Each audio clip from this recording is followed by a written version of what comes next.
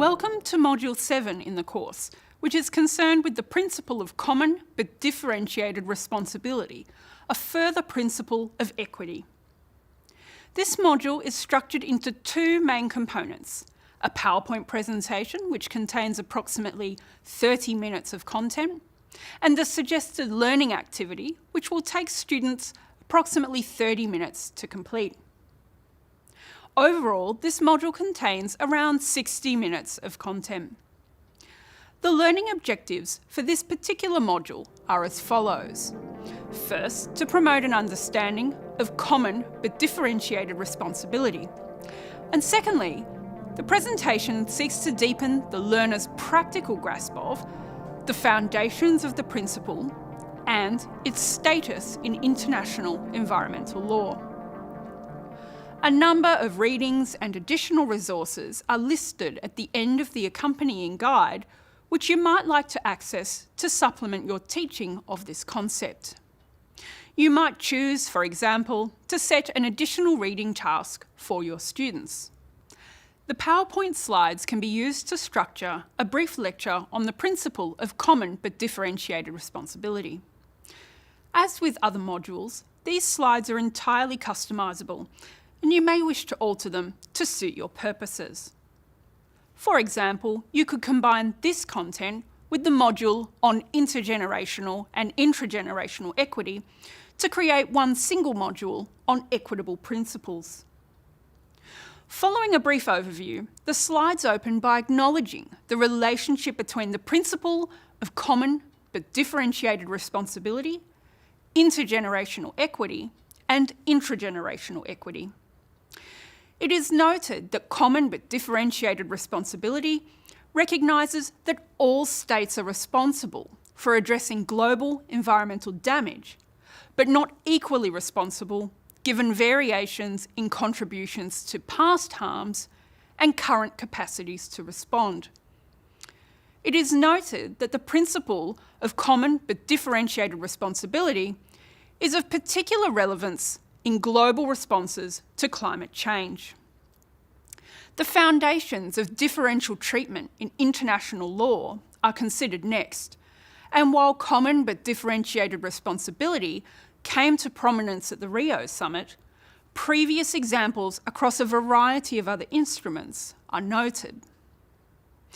In the environmental realm, the differential approach in the Stockholm Declaration is discussed, before moving on to the Rio Declaration, where the term common but differentiated responsibilities is used.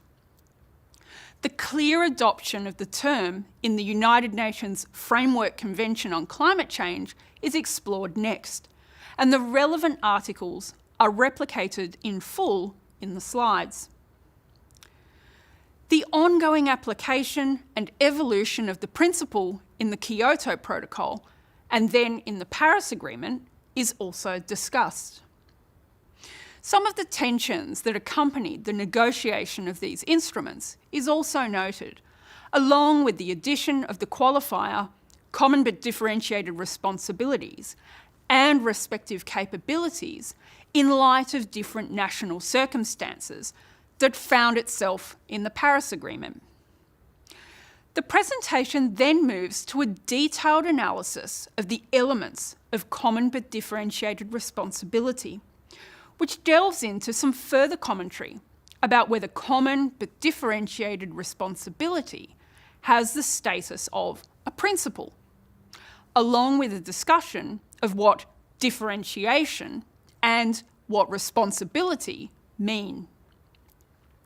At the end of the presentation, there is a link to a video presentation from Professor Ellen Hay, which explores the content and context of the principle of common but differentiated responsibility.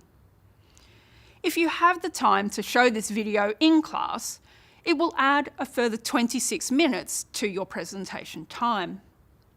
Alternatively, you might like to provide this link to students as an additional resource.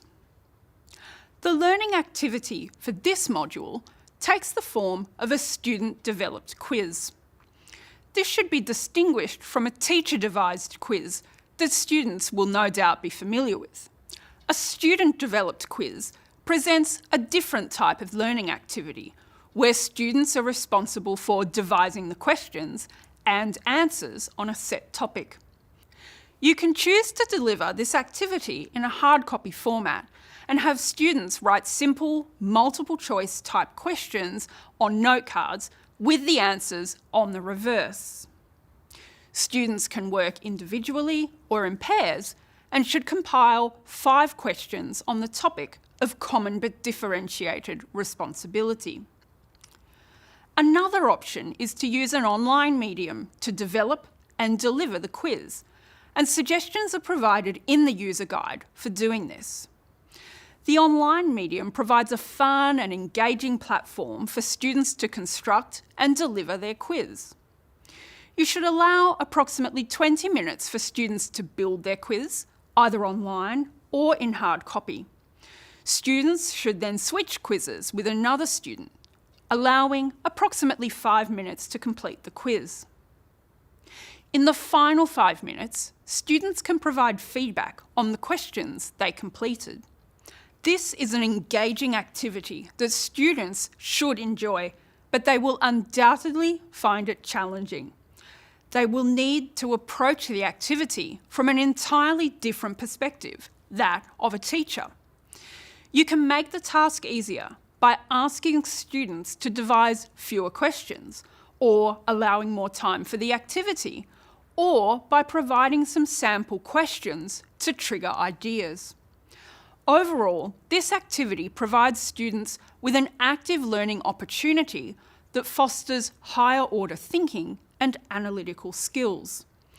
Students must think about how to evaluate concepts rather than just memorise or apply them.